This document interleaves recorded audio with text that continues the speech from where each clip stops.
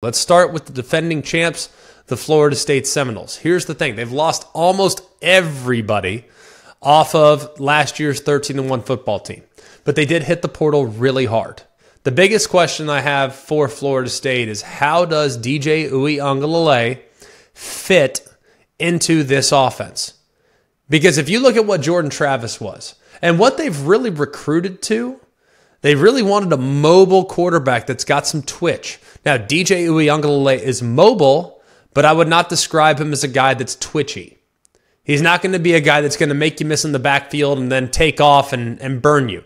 He's a mover and shaker, and he can create hard yardage. He's great in short yardage situations. He's good on quarterback design power between the tackles. He's going to be great after contact. He's a big guy, and he's really strong, and he's pretty dang athletic. But he's not really that twitchy guy that they've had in the past and that they've had success with.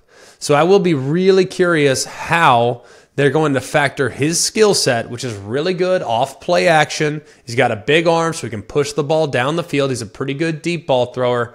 How will they block it up for him in this offense is probably going to look a little different. A guy that I'm very intrigued by is Jaylen Brown.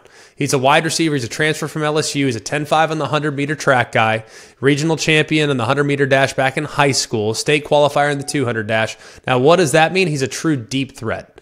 And knowing what DJ Uiagalelei has been in the past, with a true deep threat, a guy that can really take the top off the defense with that consistent threat of the run, Jaylen Brown might be a really impactful player for them in the transfer portal. They also went to Tuscaloosa and grabbed 5 transfer players from the Crimson Tide. Earl Little, I think, is the best of all the guys that transferred out. I thought he had a chance in Tuscaloosa to really be a starter, be a top-end contributor there at corner. So him being gone, that was a massive pickup for Mike Norvell. I also think Terrence Ferguson, along the offensive line, probably going to settle in at guard.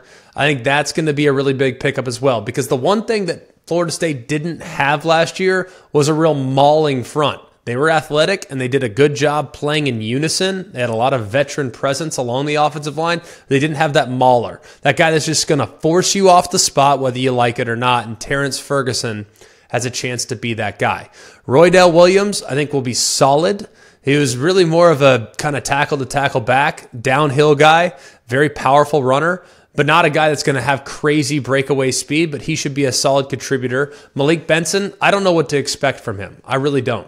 I had big hopes, high expectations for him in Tuscaloosa. It just never really materialized. So I'll be curious to see with the new opportunity there in Tallahassee, how will he handle it? And then Sean Murphy, who is a linebacker that's going to probably play inside, is not crazy athletic, not crazy fast, but he's really good playing downhill and is going to be sturdy against teams that will try to run it downhill as well. The defensive line, I think, is going to be really, really important, because if you look at Florida State last year, so much of their success was derived along the defensive line. We all knew about Jared Verse. Braden Fisk, I thought, got his respect as the season went along, probably earned it and probably deserved it a little earlier, but they've been very good along the defensive front for many, many years.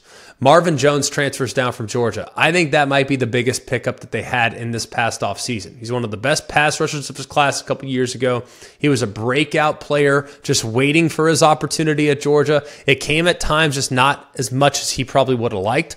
I think he's got a chance to be a take-over-the-game guy, much like Jared Verse was and much like Jermaine was a couple years ago. So I love the addition of Marvin Jones. I think he's going to be big time.